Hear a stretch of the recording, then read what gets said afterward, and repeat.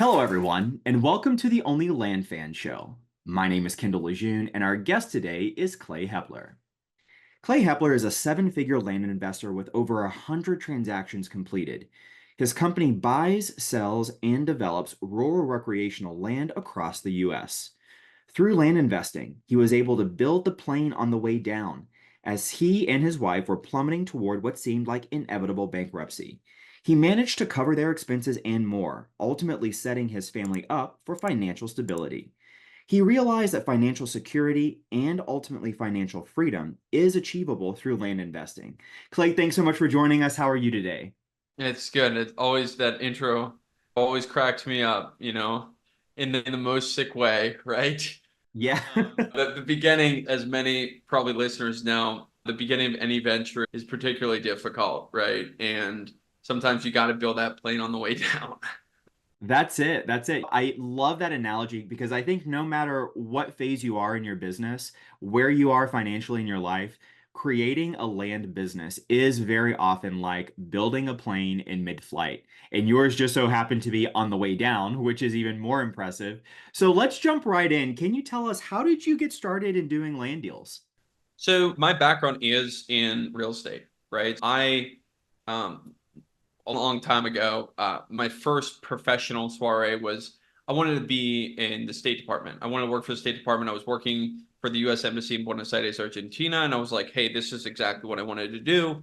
I wanted to be like CIA or working for the State Department. Ended up just not working out. It just didn't really jive with me. I really wanted a meritocratic job, right? You put a little something in, you get a lot out, but it was more hierarchical and it just didn't resonate with me. And so I dropped out of college, joined a chocolate company, learned about the world of sales and marketing, and then eventually got into real estate, got into working with a mom and pop real estate investor in my city. A couple hundred units, got a lot of responsibility, a lot of autonomy, like very early on. And I helped him build a wholesaling and house flipping business. So he was essentially like the financial partner, right? And I was the boots on the ground guy, gunning, running. We did 75 flips and wholesales in our first year, and it was nuts. And we got really successful. And so along the way, I was like, hey, I want a little piece of the action. And so I convincingly, Lee, if my wife's listening to this,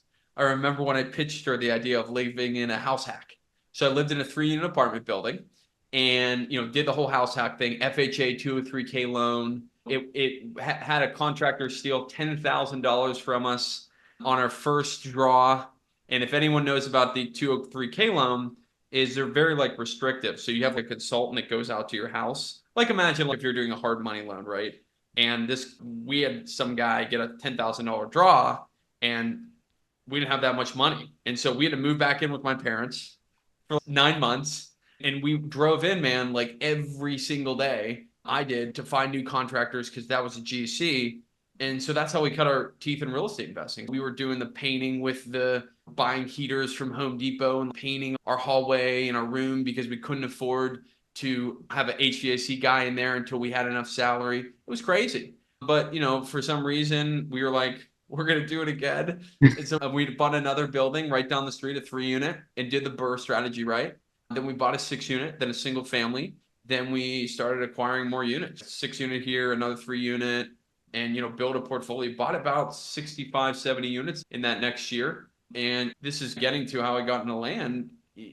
We're in a city that has very old buildings, right? It's the story that is told by bigger pockets, which I drank the Kool-Aid and I wasn't really mature enough, but it's like, hey, like you get $100, $200 a door, right? That's the metrics that you use when you're underwriting. Okay. My wife and I were like, okay, like we kind of have the expenses and I was underwriting this and I'm not an operations guy, right? Kendall, I'm a sales and marketing guy. And so I can get the deals through, but when they come through, it's like, uh, are we really checking in on the tenants? Are the tenants still here? Is the water turned on? Is the electricity turned on? And we acquired all these units in these older buildings. They're built in 1900, right? So you got box gutters, right? You have sandstone foundations that are like porous. So water comes in and the whole basement gets moist and there's mold everywhere and it rains. It's like a freaking rainforest. And my wife had a good job at this whole point. So I'm doing this. I'm no longer with this company, right? I'm doing this on the side. I'm wholesaling stuff. We were wholesaling some multifamilies. I wholesaled a 28 unit. I was wholesaling other bigger properties, pretty big checks, but not enough to cover the. We have the sewer line. It's the terracotta sewer line. It's $35,000 that we have to pay for right out of our pocket. And we're not cash flowing because we have a vacancy rate of 10% in our portfolio, but we're inheriting all these tenants and we're having to cover this debt service. You know, when your debt service is $65,000, $75,000 a month, you can see how stuff gets gone quickly. And to put this all even worse, my wife and I also went out and we bought an Airbnb in a 5,500 square foot house in the Rocky Mountains. And at that point, I was like very confident in myself. And I was like, I can do all these birds. I'm wholesaling these big buildings. I can do this shit. And this happened in a really short timeline. So you're not like aware. You don't know that you're being lucky. It's lucky, right? I was lucky, right?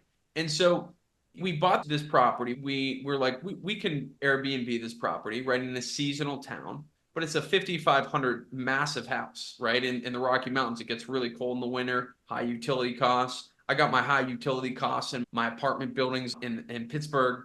And then my wife gets a call before Thanksgiving, the day before Thanksgiving, a couple of years ago, and her salary, which was a cushy salary, it leaves. The company goes under. She was working for a developer, sort of developer, aspirational developer, ex-tech guy that got a bunch of money, tried to put in a real estate, family's a developer, but he just didn't have the money. And so it went like that. And she was owed a month of salary, right? So I'm sitting there, man, and I have the background of wholesaling and house flipping. I'm sitting there, and our wedding's the next year. We're paying for it because our families, my family, unfortunately, didn't have a lot of money. My wife's family couldn't take care of it.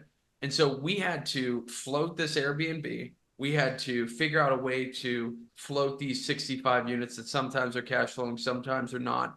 They're half rented and rehabbed. And it was like, man, I got to make money quickly. And so I would say if I look back at it and knowing what I know now, I would say I just I bought two courses, bought two land investing courses, and I was like, I'm just going to do this. I'm going to do it. And that's the story of how I got into land investing.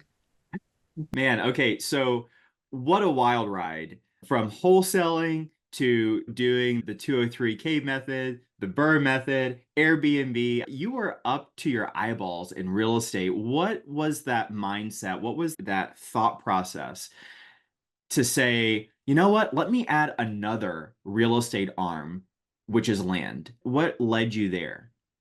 Yeah, so I think that the story that was sold to me, and I believed it was, there's an opportunity to make quick cash, right? And I was at that point still, my wife and I were considering moving out to the Airbnb that we had out there. We were like, we want to live out, do the Yellowstone life, the John Dutton on the cool Western stuff. Yeah, man, yeah. And we realized wasn't really the move, but we needed to make the money quickly. And so it was like, do I go back? Do I wholesale virtually? At that point, I was like, I don't know if I could do the wholesale virtually or flip houses virtually. And so I was like, I have a lot of complementary skill sets for this business. And so I just took a leap. That was the mindset around getting in. And also, Kendall, was like, I knew that I wasn't going to be able to cash flow my way out of it. I needed the hits. I needed the cash hits. Yeah. And so talk to us about your very first land deal. What did that look like? How did it come about? Yeah, I did the old way of, I sent out a bunch of mailers and I targeted a bunch of Florida infill lots, right? So I was doing like subdivision, infill lot targeting, and I got an infill lot in Santa Rosa County, and I had a couple of potential opportunities. A lot of the funders like weren't about it, and I was like, you know what? I'm gonna get a HELOC, and I'm gonna buy this property with a HELOC on my 3 unit, and we're gonna see how it goes. And so I got the HELOC, and I bought it with my HELOC. Man, the numbers now. It's like I think I bought it for I originally had it on a contract for 26, then I renegotiated it till 18 when we were under contract, and then I think I sold it for 39. Hmm. Like solid deal, Yeah. pretty decent deal for your first deal. But the fact is, I sent out 15,000 mailers to get that first deal, and made a lot of mistakes. But it A ended up lot of getting. lessons, I'm sure. Here we go. Right. All right. So, calling all ambitious land flippers, ready to transform your business with proven systems and processes? Imagine this. One of my students recently closed 2 land deals and got another under contract in just 24 hours. That's the power of a well oiled land flipping machine. My exclusive coaching program is specifically designed for action takers just like you. We'll build out your entire operation from lead gen to Dispo, implementing these systems on real deals from day one. But hurry, I'm only accepting 3 new students until 2025. If you've done deals, have a growth mindset, and are ready to scale, visit kindlecall.com now. Let's turn your land business into a consistent profit powerhouse. You got this very first deal. What does your bread and butter business model look like now? What are you currently focusing on in terms of the types of land deals you're doing? Are you still traditionally buying and then just flipping? Are you doing some creative financing? Are you doing some double closes? Walk us through what that looks like now for your business.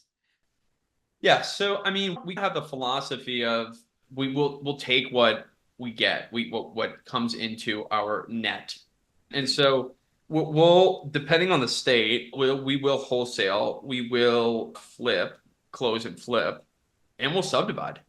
It really is about what the market gives us. Um, we'll transition to a shop, every land investor's aspiration, right? High dollar, low volume shop eventually. And we're transitioning into that business. I think probably Q3 next year, Q2, Q3 will be more in that. We have some opportunities for entitlement that are in our pipeline right now that we're looking at and going through the initial process of executing on. But it's really at this point casting the net pretty wide and taking what we can get because we can execute on the back end. And yeah. Excellent. And so are you seeing that there's any particular type of land deal that you guys are doing more of in this current market? I know every state's a little bit different, but are you finding yourself doing more infill, more subdivides? What does that look like right now for your particular business? What I'm seeing as a general rule is that the buy for 20, sell for 40 are going away. I'm seeing that the markets get more efficient over time. And Hmm. so I see that those deals are going away, right? Because those sellers have been pretty cherry picked over, right? And so the model is just maturing a little bit, and it's becoming. I remember when I got into wholesaling, you'd hear all these guys that have been in it for 15 years say, "I remember when I bought a house in that neighborhood for $50,000," right? That was a narrative, and the what we're seeing more and more of is the higher dollar properties with compressed higher relative profits, but compressed purchase to values. And I think that will be the trajectory of the land business at large. And so we're in the rural recreational market, and our entry prices are normally around the 80 range. We're usually entering between 80 and 150. We purchased a property last week for 550, right? But that's really the majority of our properties that we're acquiring now. Yeah, that's great. You raise a really good point about how that the land markets are actually maturing a little bit. They're becoming a little bit more efficient. And I know that when a lot of people got into land, particularly prior to COVID, there were a lot of people who could send out 400 mailers and get 3 contracts. And because the market was just less efficient, right? We make our money in the inefficiencies in these markets. So that's a really great point that you raise. Talk to us about what the evolution of your business looked like. So you did that very first land deal, you got proof of concept that, hey, this stuff works. Did you hold on to your rental portfolio? Did you continue with Airbnbs? What did the trajectory of your business look like? So I sold the Airbnb at the end of last year, for a massive loss. It was pretty bad. And I sold and I still have a lot of rental properties. They're just humming away in the background. There's a lot of depreciation benefits from them, and they're like more of a savings account. And my business now is we have about 20 employees, very pretty high volume of deals. We're doing a lot of different marketing channels in a lot of different states and just living in that price range that I disclosed to you. And that's how the business looks currently. That's great. So how did you get from your very first land deal Oh, yeah. to now I have 20 employees, we're doing high volume? What did that journey look like for you? Yeah, I think that it was like very short, very quickly after I did that first land deal, which would have been like so that was January of 22, what sort of January, February. And then by that summer, I had about 4 employees, all global talent, and like lead managers, data scrubbers, at general admin, buying back my time so I could focus on closing. And the evolution is higher volume mailers at that point. I was doing a lot of texting at that point, and I did a lot of texting all throughout 20. Actually, that would have been 23, not 22. 23 last year.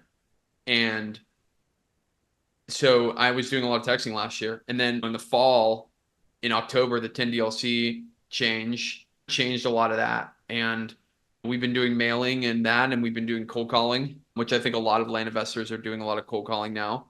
And that's our business currently.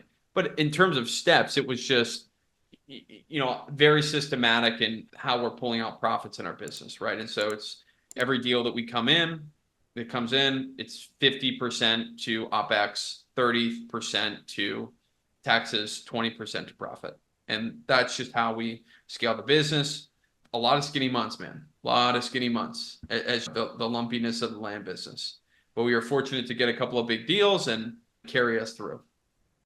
Excellent. So let's jump over to market selection. How many states are you in right now? Are you currently across the US or do you have these very specific areas that you like to farm? Talk to us about your market selection.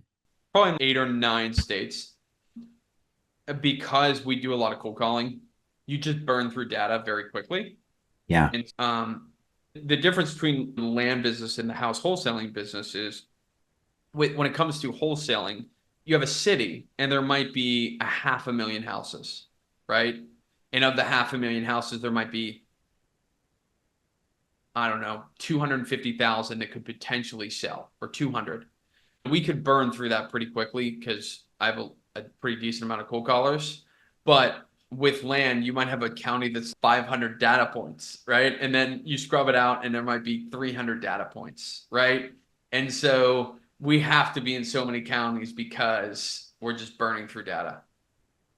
Yeah. So talk to us a little bit more about your marketing funnels. Are you guys doing multiple marketing channels per record, per lead, or are you doing only certain marketing channels in a given county? How do you guys go about managing that? Yeah, so we're doing 2 to 3 marketing channels per um, lead, and we hit them over a 64-week period. So Okay. we pick a county and we hit them for 64 weeks. You can exhaust a county in 64 weeks. Obviously, it's over a year. And we'll hit them with direct mail maybe 7 times, 6 to 7 times. We'll call them 5 different times and go through the list 5 different times. And then sprinkle in a couple other reach out methods as well with consent. Of And course. yeah, and so that's our marketing strategy. Yeah, that's great. Can you give us sort of like a 30,000 foot overview of what it might look like. Do you cold call first and then do you follow up with a mail piece and then maybe you send a text? What does that look Yeah. like? Yeah. So we pull a list, and what we will do, because we call so many people, is we will not scrub it. Like I used to Mm, scrub it, but we call so many data points, Kendall, that it's like it doesn't make sense. We pull it, remove sort of general people that would never sell to us, and then the government, people that have owned it for a year or two. Data points like that will probably reduce our list by 15%. Right after mm, that, we will skip trace them, remove the TCPA DNC, and call those people. Right? We'll call those for about 4 weeks, a list, and we're usually about 10,000 records per caller per month. Right? Somewhere around there, 10 to 12,000 records.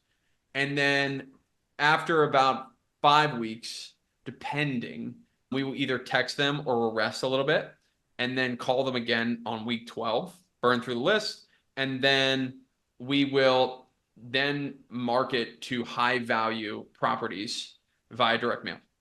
And every county has different levels of high value properties. It could be all the waterfront lots. It could be subdividable parcels. It could be just larger parcels. But we're really marketing to properties that we believe if we get them under contract, we're going to make over $250,000. mm. That's for me what's exciting. And so for direct mail, I could send out $30,000 worth of direct mail and make $250,000. I'm really happy. Properties that are really high value. So our scrubber at that point, Kendall, is going to go through and systematically look at every single parcel in that county. Okay, so then we build this list, this extra list of parcels that are what we call trophy or high value properties, right? Whatever you want to call them. And so then we hit those with direct mail, custom direct mail, catered messages, and we'll hit them multiple times with direct mail. Then we'll call them again. Then I have to look through the like actual weeks that we're hitting them, but it's every single time it's the same week. And this is all built in an automated system. So we know we upload the data. So it's November 14th. We start every Monday, and we have this columns of counties that we're going to hit over the next 64 months, right? Or 64 weeks.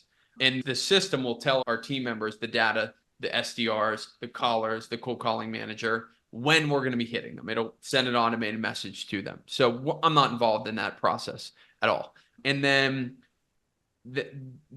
eventually we will send direct mail to all parcels in the county. So we do high dollar value at first. And then as we tire the list more with calling and reaching out, then we'll send direct mail to just the regular parcels. So your 12 acre, 12.57 acre that has limited road frontage, but it could potentially be a flip or a wholesale or whatever. And that's the method, right?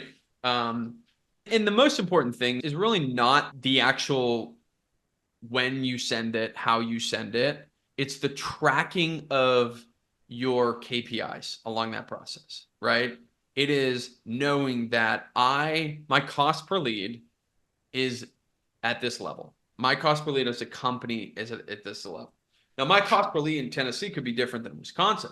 It could be different than Michigan. And so we're pretty granular in what we're looking at for our cost per lead, because you might have, a virtual wholesaler might say, my cost per lead in San Diego is $15,000, right?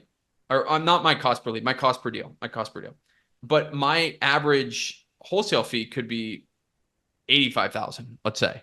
But my cost per deal in Wichita, Kansas is $2,000, but my wholesale fee is $10,000, right? There's a return on ad spend there that needs to be considered. And so when we look at different markets to re-hit in the future, we can turn off the spigot relative to where we're getting the highest return on our ad spend. And so if we look across our portfolio of marketing, we can make very strategic marketing decisions that if we are in the second or third iteration of our direct mail with this in this specific area, does it actually make sense for us to hit this county, right? I'm meeting with my marketing manager to say it might not make sense, right? And if you're looking at that level, you can make very strategic decisions to get more bang for each one of your dollars. Now you don't have to do that when you're targeting 2,500 mailers per month, but as you get to a level of scale and your overhead is $75,000 per month, $85,000 per month, then you have to be very strategic with when you spend your money or how you spend your money. Yeah, that's really good insight. Now, you mentioned that you guys cast a wide net, prioritize these high value properties. Do you approach those high value property owners differently than you would, say, just an infill lot owner? You mentioned Yeah. that you guys use like the highly customized, highly targeted direct mail pieces for that. How does that also manifest in your outreach, what you say, how you interact with those types of owners? Imagine having a complete toolkit for success right at your fingertips. That's exactly what you get with OnlyLandFan School, our premium online community. For a low monthly fee, access our treasure trove of resources, the on-market deals course, acquisitions tool suite, and Dispo Secrets library. Plus, connect with fellow flippers in our active community. Whether you're hunting for deals or closing sales, only LandFan School has you covered with step-by-step guidance and insider knowledge. Ready to supercharge your land flipping journey?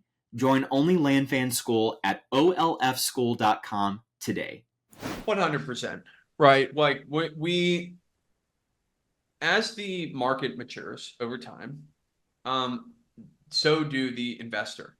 So does the investor need to mature, right? And if we want to get abnormal results, we need to do abnormal actions. And the abnormal actions are deliberate marketing to these owners that are, if I know that I'm targeting a lot of rural subdivisions in that area, right? It's as simple as this, Kendall. I remember getting a call from some guy like earlier this year, and you're one of the 100 letters that I get from Sanford, North Carolina. What's going on there? And this is what we pay attention to, and this is what we need to pay attention to.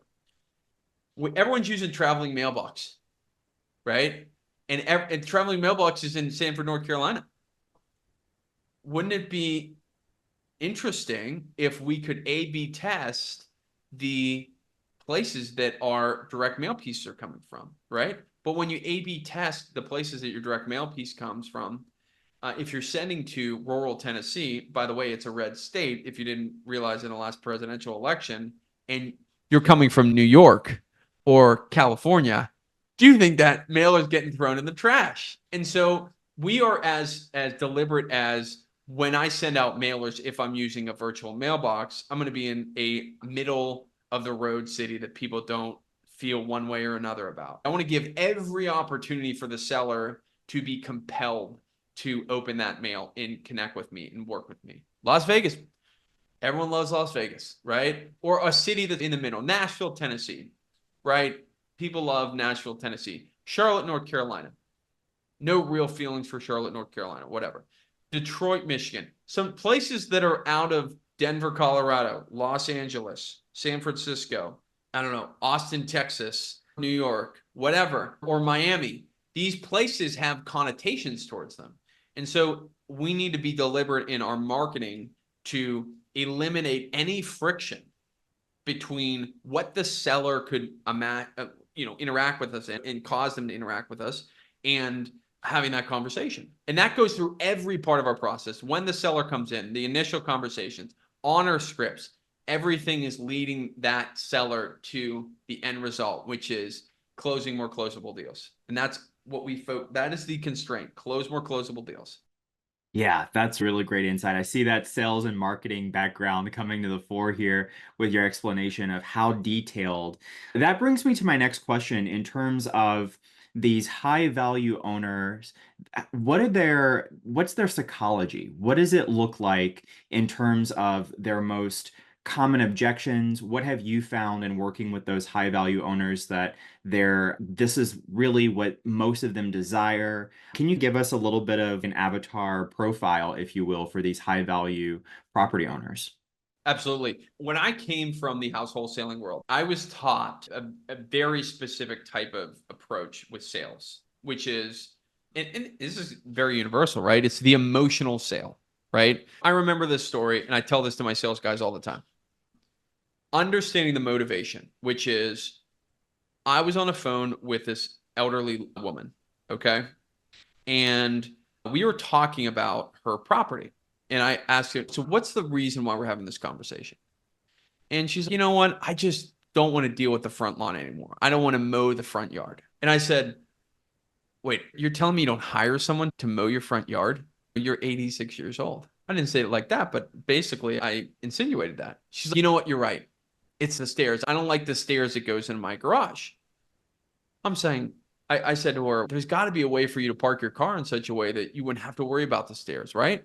Is that really the reason why we're having this conversation? It doesn't seem like that's a serious thing, ma'am. And she's like, you know what? It's not. My husband was a real estate investor and agent. And I have not found a company that I wanted to work with. I wanted to sell this house to a real estate investor because he was a real estate investor. And I think I just want to sell to you because you sound like my husband. Wow.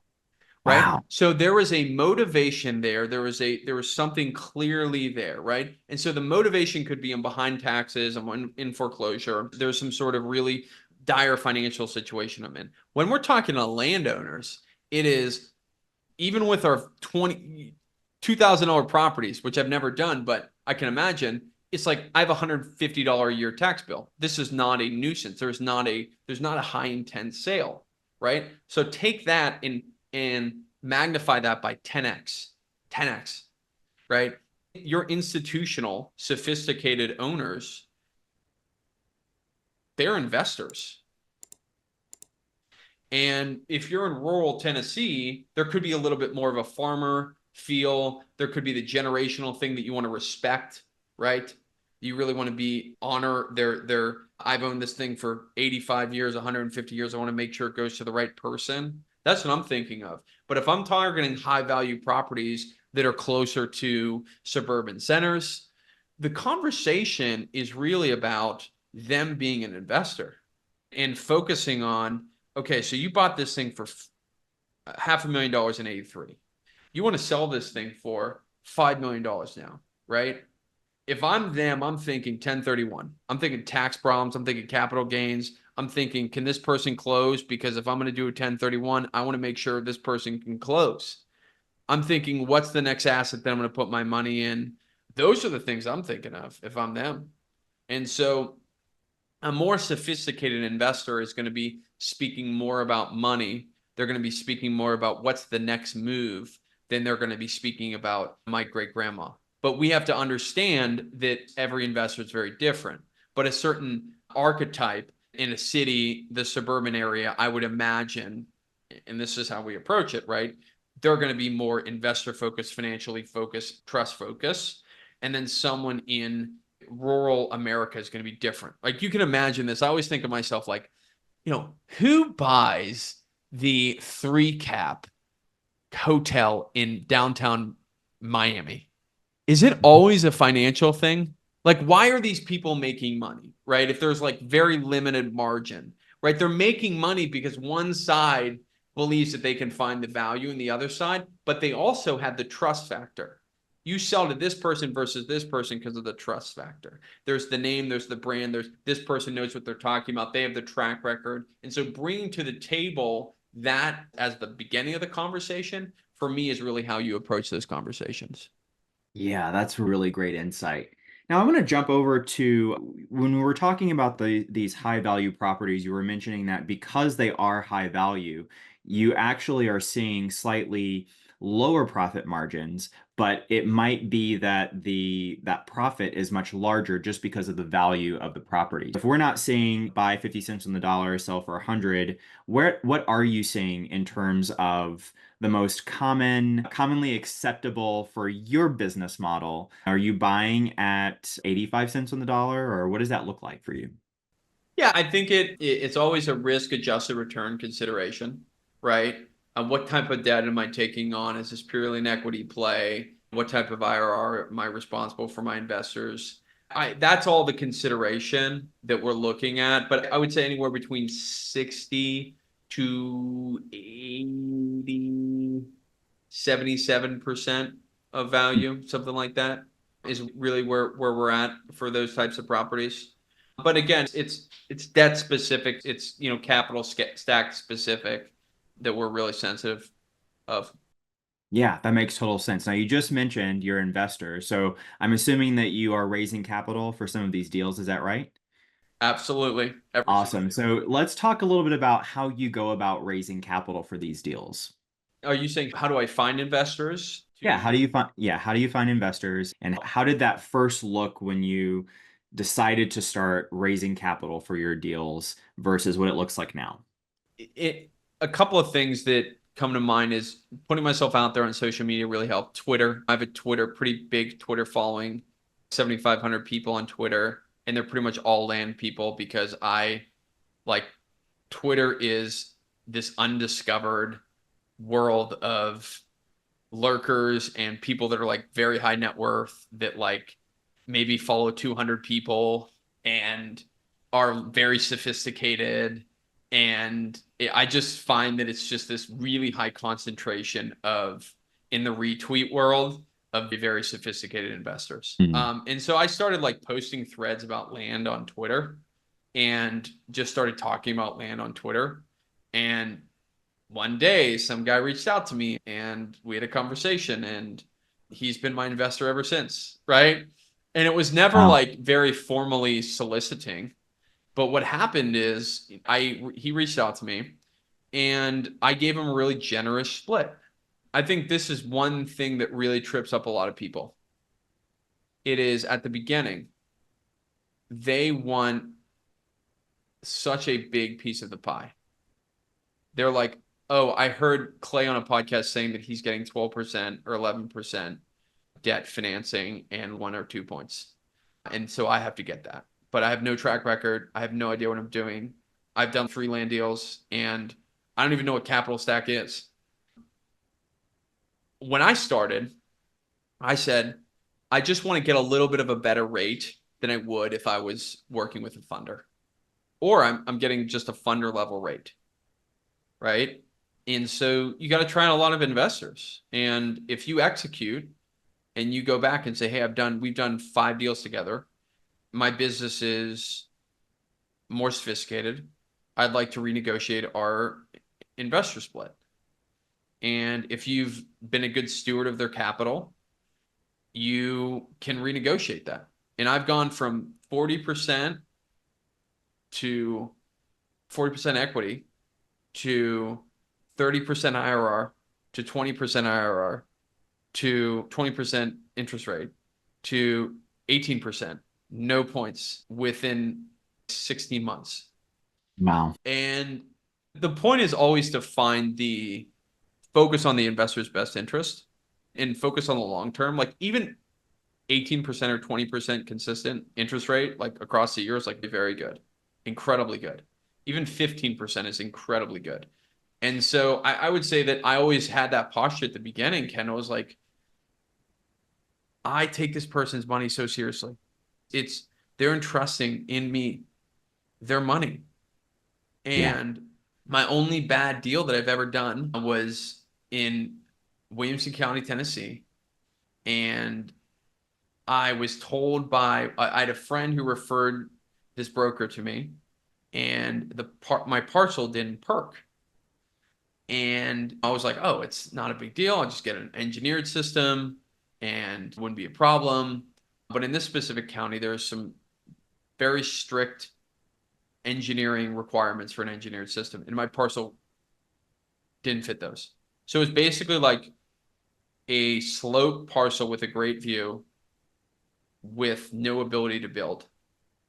And so I had $180,000 of investors, right? And I had my own money into the deal. And I realized this and I said, okay, so I'm either going to have to cough up 180K plus these guys they're both debt investors at this point and they're pretty aggressive debt. And so their money is compounding, right? So it's not like my situation's getting any better any day, right? It's getting worse Yeah. every single Time day. is not on your side. Right? Time is not working for me, right? It's not a fine wine here. It's debt.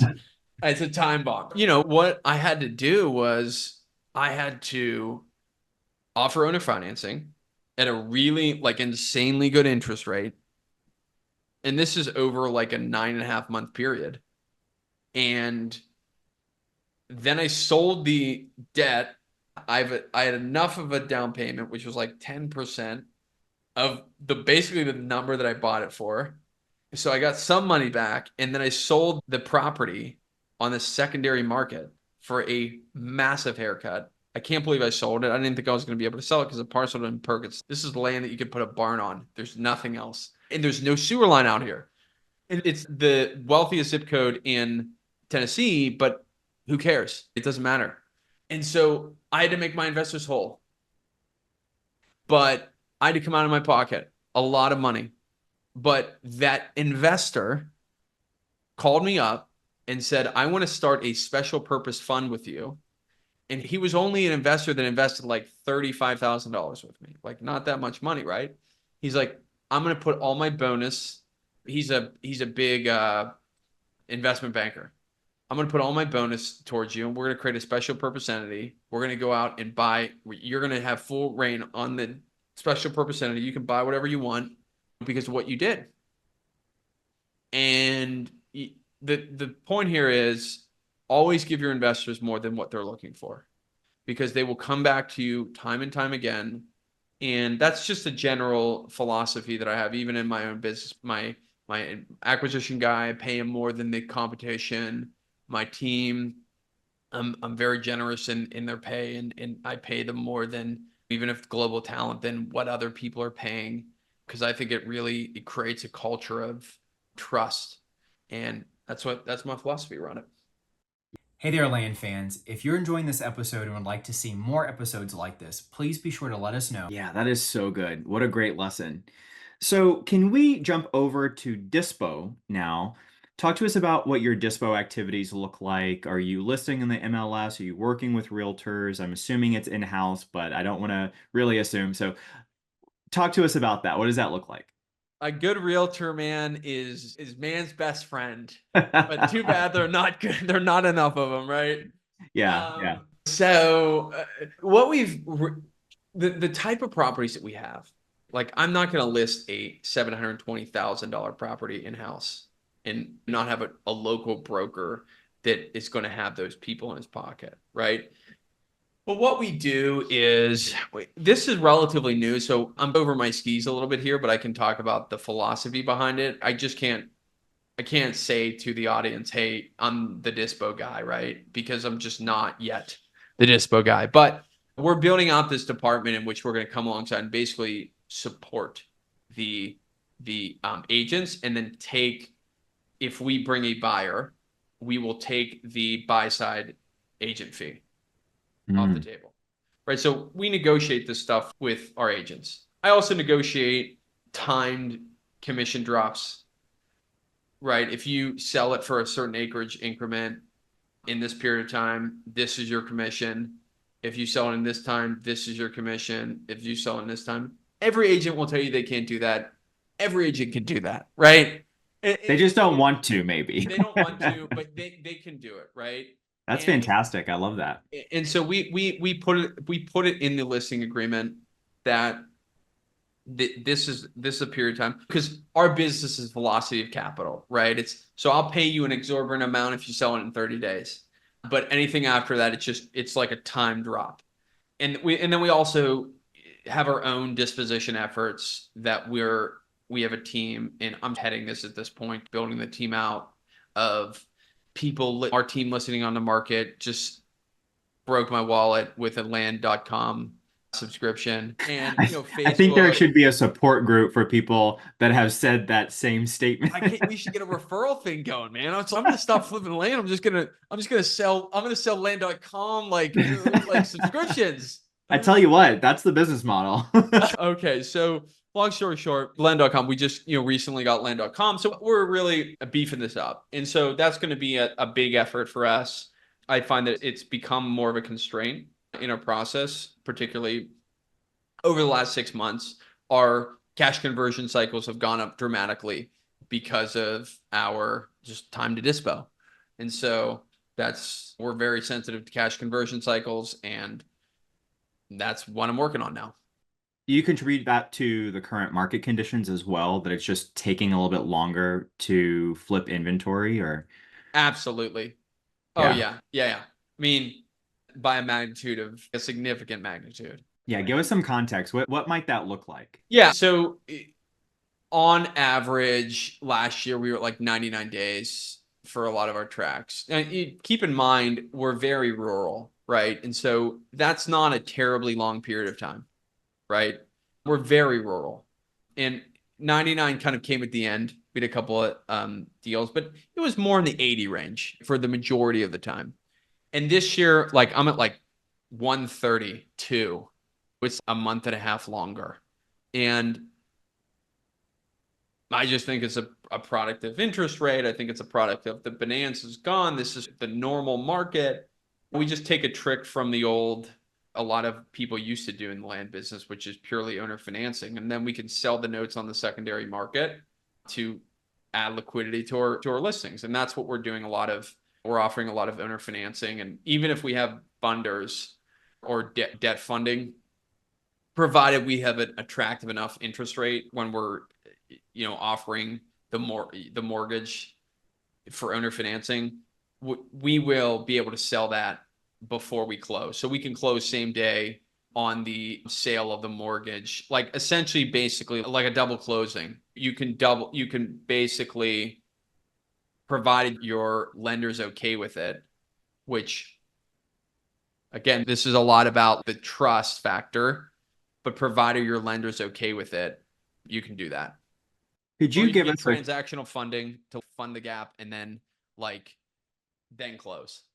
yeah. So if someone's listening to this and they're like, wow, it's hard for me to even wrap my mind around creating a mortgage and selling that all at the same time at closing, can you give us like a quick case study of what that might look like in Yeah, yeah, terms of yeah. how that's structured?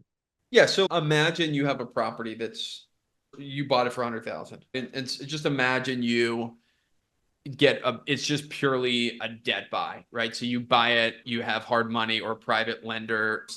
There are some land lenders that are like debt lenders, a point, 2.5 points a month, whatever it is, which is basically a debt lender because they're first lien on the property. Think about it like a hard money lender. And you get that property under contract for 200,000, let's just say. By the way, if you have any of those deals, send them to me. My email. I'm just kidding. So, so you get this property under contract for 200,000, and you got it under contract by 10% down and a certain interest rate, and you 10% down is 20,000, but your loan is for 100,000, right? So we have two property A is 100,000, property B, which you're selling, same property, is $20,000 down, which obviously is not going to satisfy your outstanding loan that you purchased the property for.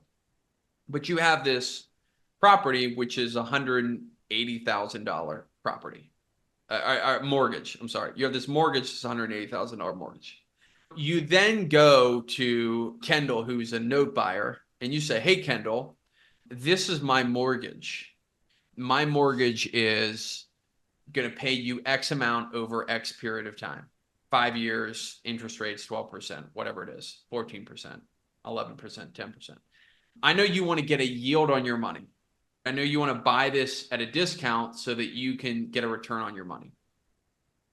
And usually lenders, depending on the type of loan, depending on the size, the profile of the buyer, they're going to want like a 16 to 20% yield on that loan, right? So if you price it, I don't know what it is off the top of my head, but let's say it's $180,000 loan and you sell it for $140,000. Let's just say, right?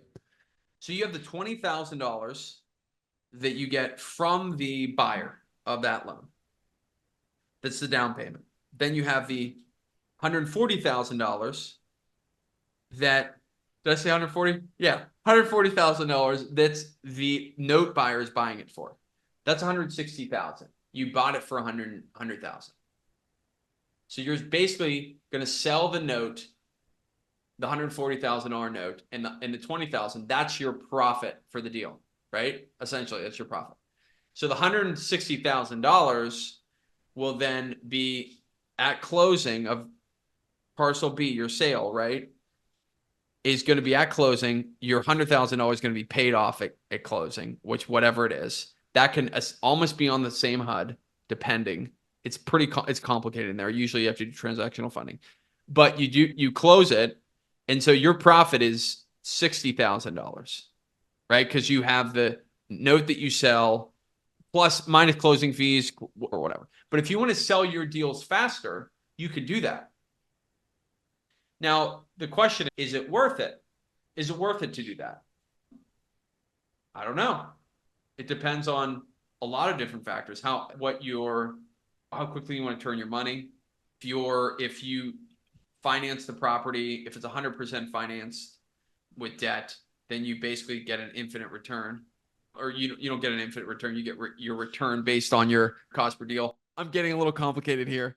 That's okay. That's good, man. It's all But good. you basically get that return. It could be very attractive, right? So if we're looking purely based on a return of our ad spend, which is a return of our capital in our business, which that's how we scale our business, then it could be very attractive because we can decrease the time that it takes for us to actually sell our properties. So that's the way that you can add velocity in your business. That is fantastic. Now, you mentioned that you guys do a lot of rural recreational land. We know that sometimes that can have its own inherent challenges. That can be a completely different animal sometimes, especially when it comes to things like valuing the property. So, how does your team go about valuing property in a very rural area that may not have any comps at all? How do you go about evaluating that type of deal? I need to trademark this. Really? I got to trademark this.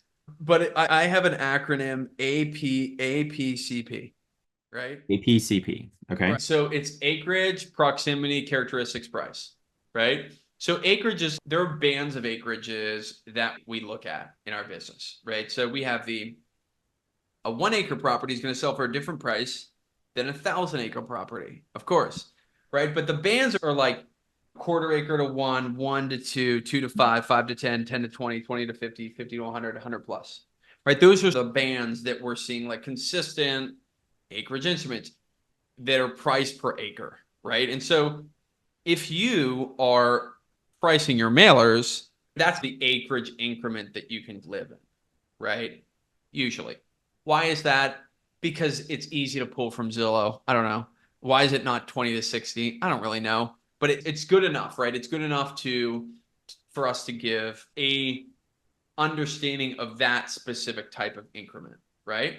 So if we are in a specific area that doesn't have a lot of comps, first of all, you probably shouldn't be in that market if it has 16 comps, right?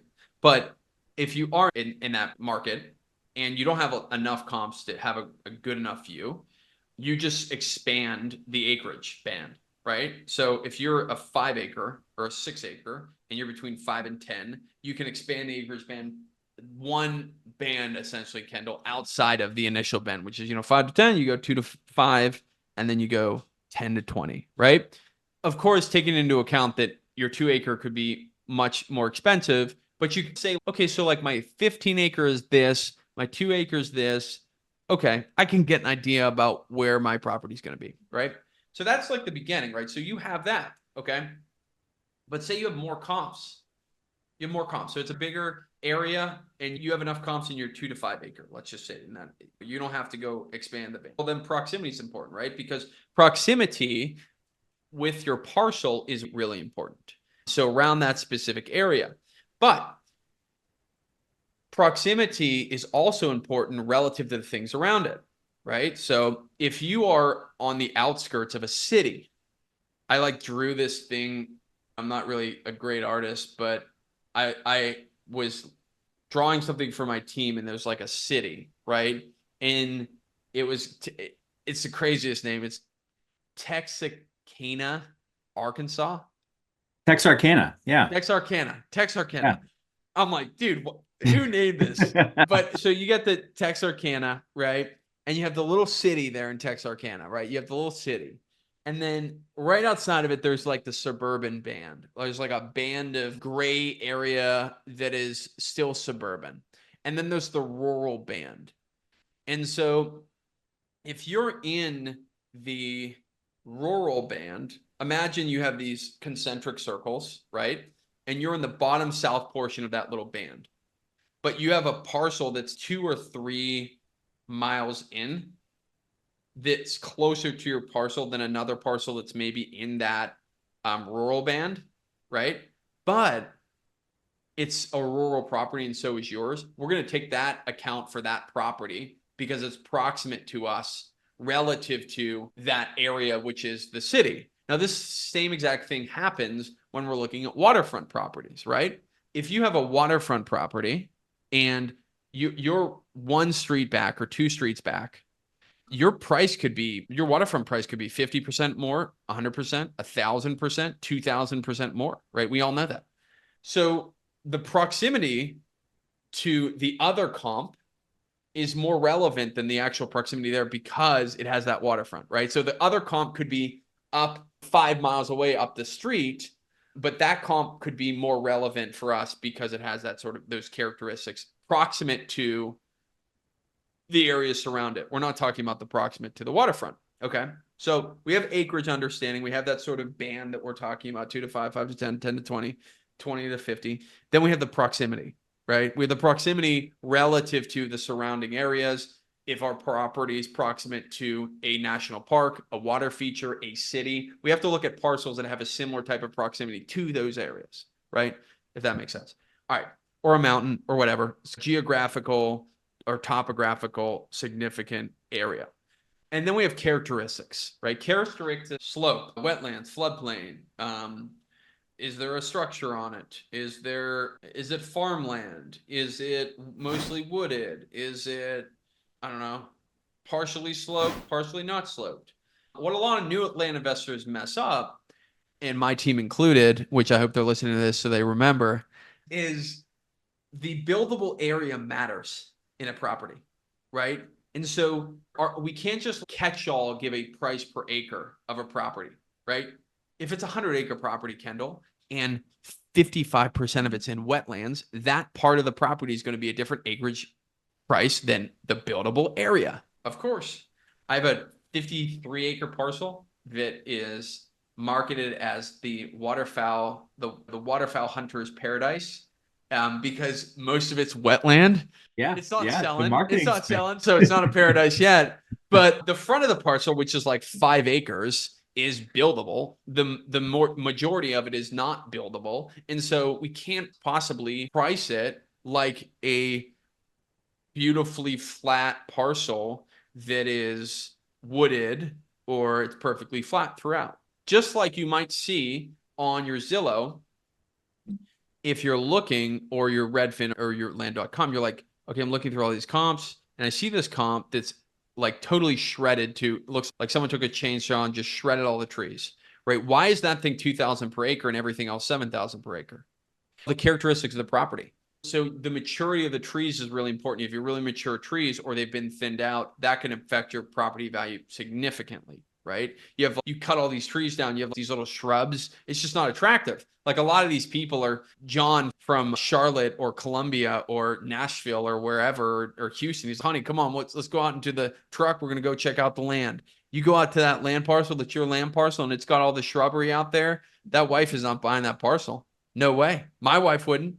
And so you got to understand that those characteristics actually matter. All the things like water features, ponds, right? You can't possibly look at a property with a pond, which water features add significant value, but it's all market specific, significant value to the property, right? But that's all the characteristics. So we're at acreage, we're at proximity, we're at characteristics at this point, right? So we understand the characteristics really matter. So the characteristics of the comparable parcels matter, and that dictates our parcel. So if we have these different variations of our parcel, if it's desert, if it's mountaintop, whatever it is, we have to look at the comps and say, okay, my parcel is a little bit of this, right? So you can start to build this really core thesis. That's how we come up with price, right? So at the end of the day, we come up with the price using these specific things, and then we can put together 2 or 3 comps and say, I have all these proximity, acreage, and characteristics. And at this point, I can feel pretty comfortable saying it's going to be this.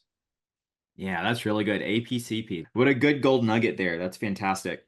Now, one thing I know, Clay, that we've talked about that you're very passionate about is scaling. And so I'd love for you to talk to us about what would you consider the top three errors that most land business owners make when they're looking to scale their businesses? First error is not understanding their cash conversion cycle. That's the number one error. The second error is not understanding the time to onboard a marketing channel. And the third error is doing what feels good. Yeah. So let's dive into that a little bit more. Let's go down the list. So the first thing is the cash conversion cycles, not understanding that. Pretty self-explanatory, but could you give us a little bit more about that? Yeah. We were talking a little bit about that earlier. Cash conversion cycles, how long does it take from your marketing dollars to turn into profit dollars? And so what will happen with land investors is they will say, I'm gonna do 10,000 mailers this month. And I'm gonna do 10,000 next month, 10,000 next month, and I'm gonna do 50,000 the next month. And then they do 50,000 and they're like, oh shit. I'm sorry, I'm not sure if I can swear, but oh shoot. And I can't invest in marketing this month because none of my deals are actually selling. It's the cycle that how long it takes for your money to turn from marketing dollars to profit dollars. And so why that trips people up is because they think that they need to go. And really it's about consistency because the tortoise does actually beat the hare here because if you stay consistent and do less, you don't have to jerk. Because a lot of people, what happens, they'll send the mail out and then they'll have to jerk back or they'll hide the person and they're like, oh shit, oh, sorry, I'm going to jerk back. And so that's why the cash conversion cycle is really important.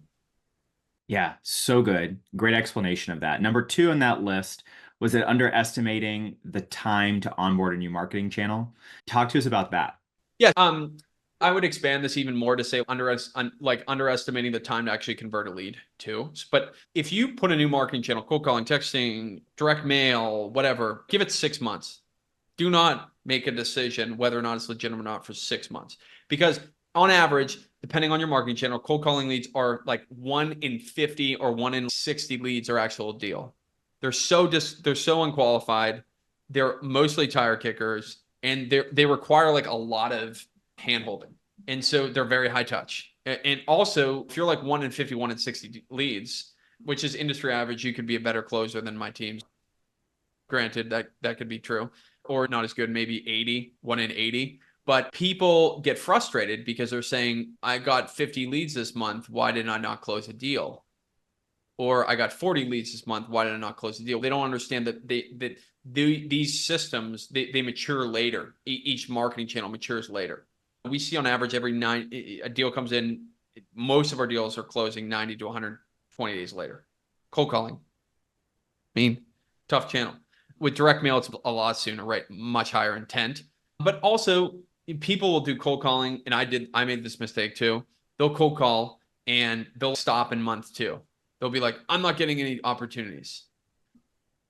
It could be the cold call provider if you hire an agency or don't, but give it like 6 months. So if you're going to invest in an agency or you're going to do it yourself, like you got to give it 6 months. Anything 6 months. And so people will do that. They'll be like, oh, cold calling didn't work for me or texting didn't work for me. And I did it for 3 weeks or 6 weeks. You're like, multiply that by 10. And then you'll really be able to know. And setting those expectations are really important. That's so good. And I think that also that just highlights one of the tendencies that entrepreneurs have is that shiny object syndrome of, oh, someone's crushing it with texting. I've only been cold calling for 3 weeks. I'm going to go do texting. I'll just flip that on, not realizing how difficult it is to actually mature and how much time it takes for a team that you bring on to actually start producing in any new marketing channel. It's not just as simple as flip the switch and now I got contracts, right? Yeah.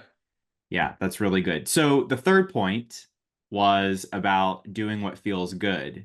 So Talk to us about that because I think that's something not many people are able to articulate. So I'm really interested to hear this. It really feels good to listen to Kendall and I talk right now. We have great radio voices. Don't look at us on YouTube though. No, I'm just kidding. The thing that we really need in our business is really most of the time like really boring, like really actually boring. It we and let me give you an example of what actually matters, okay? Our lead managers giving feedback to our cold callers that the reason why the leads didn't work out was because of you forgot to do this, you forgot to do this. On a weekly basis, we like do this. We have like departments, like our lead managers telling our cold callers, and I'm like to my cold calling manager, I'm like, we're your clients, man. This is your department. We're your clients, and so we need that. We need to give you feedback so you guys can improve. But most people are like, I'm just going to hire a cold caller or I'm just going to send out direct mail. And if it doesn't work, it's the guy that I learned this business from, or it's the agency, or no. It's like the boring stuff that is the problems that we like really need to solve. And it oftentimes it feels like slow. It doesn't feel good. It doesn't feel like we're getting very quick feedback loops. And a lot of times you feel like you're questioning if this is the right path. And not like in an existential way. You're like, I feel like I should be doing something else. Not like I feel like I should be in a different business. It's more, I feel like there's something else that I should be doing instead of staring at the spreadsheet. Yeah. That is spot on. And that right there could be an entirely separate podcast. So we may have you back on to talk about that, but so good. I am 100% in agreement with you there. So Clay, let me ask you, what are you most passionate about or what makes you feel like your best self? Oh, that's a really difficult question to answer. What am I most passionate in the context of business? In general, like as a person. I have found great value in building my team and building my investor base and really significantly improving their lives. Now, to expand upon that, I was honestly like at my core, like I'm very selfish and like I didn't start to make significant breakthroughs in my business until I started to figure out the goals and the dreams of the people on my team and focused on that and also with my investors. And so when people come into my team, I ask them, what are your goals? What are your 3 to 5 year goals? And tell me exactly what those are. Because my goal is to remove the barriers from where you are right now to where you can hit those goals. So good. So good. I love that. I love that. Fantastic. Clay, I want to thank you so much. You've given so much to us today, so generous with your knowledge and with your time. How can we give back to you? What resources or connections are you looking for right now? I would say that I'm looking for large parcels, large opportunities to partner on subdividable parcels and in entitlement tracts. And also, if you want to get a little bit more hands-on help in your land flipping business, like my social media is I'm very active on Twitter and Instagram. And so if you want a little bit more hands-on help, I can help people with that as well. Fantastic. And where can we find you if we want to do that? Clay Hepler on Instagram and Twitter. Excellent. We'll go ahead and put those handles and links in the show description and the show notes as well. So thank you so much. Awesome. Thanks so much. Thank you, Clay. This has been absolutely incredible. What a valuable interview. Thank you to Edra, Chance, all of you who joined Donna earlier. Thank you for live streaming, and this has just been absolutely incredible. So thank you. I'm so thankful for this. We will be back next week with another interview. Until then, be safe, take care, and we'll catch you in the next one. Bye-bye. If you're interested in hearing from other 6- and 7-figure land flippers about how they've built and run their businesses, then check out my group OnlyLandFans, where I do a live interview each week inside the group. You can grab that link at the description below. Until then, be great, have a great week, and catch you in the next one.